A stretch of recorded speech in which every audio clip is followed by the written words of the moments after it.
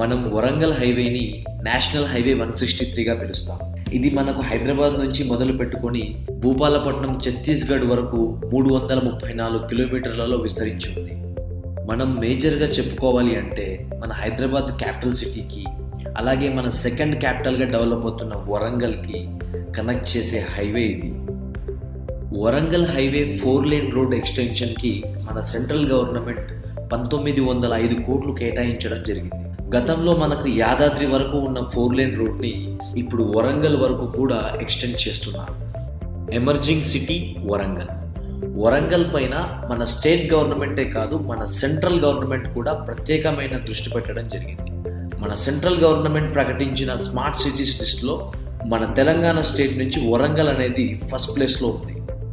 ఒక బాంబేకి పూణే ఉన్నట్టుగా, ఒక బెంగళూరుకి మైసూర్ ఎదిగొచ్చినట్టుగా మన హైదరాబాద్కి వరంగల్ అనేది ఆల్టర్నేట్ క్యాపిటల్గా డెవలప్ అవుతుంది.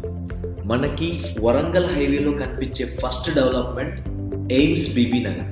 గతంలో మనకు నీమ్స్గా ఉన్న ఈ క్యాంపస్కి సెంట్రల్ గవర్నమెంట్ ఎయిమ్స్ హోదా ఇవ్వడం జరిగింది. 200 ఎకరాలలో సుమారుగా 1000 కోట్ల బడ్జెట్తో ఈ క్యాంపస్ని ఒక మెడికల్ హబ్గా డెవలప్ చేయడం జరుగుతుంది. మనకి వరంగల్ హైవేలో బీబీ నగర్ క్రాస్ స్టేషన్ తర్వాత నెక్స్ట్ వచ్చేది యాదాద్రి. మనందరికీ తెలుసు యాదాద్రి భువనగిరి సపరేట్ డిస్ట్రిక్ట్గా ఫామ్ అవడం. దీనికి తోడు మన తెలంగాణ గవర్నమెంట్ యాదాద్రికి 2000 కోట్ల బడ్జెట్ కేటాయించి పూర్తి స్థాయిలో ఒక టెంపుల్ సిటీగా ఏర్పాటు చేయడం జరుగుతుంది. Warangal highway industrial corridor.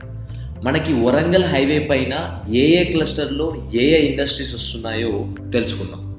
First మనకి యాదాద్రి భువనగిరి క్లస్టర్ గమనించినట్టయితే IT ITES, medical hub, minerals based industries, అలాగే transportation hub and dry port, ఇవన్నీ కూడా ప్రపోజల్లో ఉన్నాయి.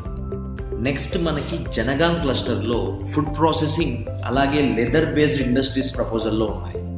అండ్ వరంగల్ క్లస్టర్లో మనం చూసినట్టయితే textile, IT ITES, education hub, agriculture based industries, ఇవన్నీ కూడా ప్రపోజల్లో ఉన్నాయి.